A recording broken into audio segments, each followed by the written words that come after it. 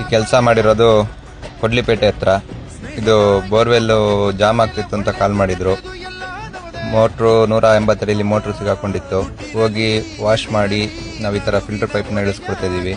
ಅವರಿಗೆ ಇನ್ನು ಮುಂದೆ ಈ ಥರ ಯಾವುದು ಪ್ರಾಬ್ಲಮ್ ಬರಲ್ಲ.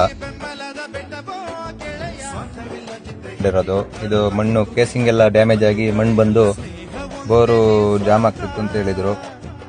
ಅದಕ್ಕೋಸ್ಕರ ನಾವು ವಾಶ್ ಮಾಡಿ ಮೋಟ್ರೆಲ್ಲ ಎತ್ಕೊಟ್ಟು ನಾವು ಫಿಲ್ಟರ್ ಪೈಪ್ನ ಇಳಿಸ್ಕೊಡ್ತಾ ಇದ್ದೀವಿ. ಇನ್ನು ಮುಂದೆ ಈ ಥರ ಪ್ರಾಬ್ಲಮ್ ಯಾವುದು ಬರಲ್ಲ. ಈ ಥರ ಫಿಲ್ಟರ್ ಪೈಪ್ ಇಳಿಸೋದ್ರಿಂದ ನಿಮಗೆ ಬೋರ್ ಯಾವುದೇ ಥರದಲ್ಲೂ ತೊಂದರೆ ಆಗಲ್ಲ. ಮಣ್ಣು, ಶಿಲ್ಟು, ಕಲರ್ ನೀರು ಯಾವುದು ಬರಲ್ಲ. ನಿಮ್ಮದು ಯಾವ್ದಾರ ಬೋರ್ ಈ ಥರ ಆಗಿದ್ರೆ ಕಾಂಟ್ಯಾಕ್ಟ್ ನಂಬರ್ ಇದೆ, ಕಾಂಟ್ಯಾಕ್ಟ್ ಮಾಡಿ.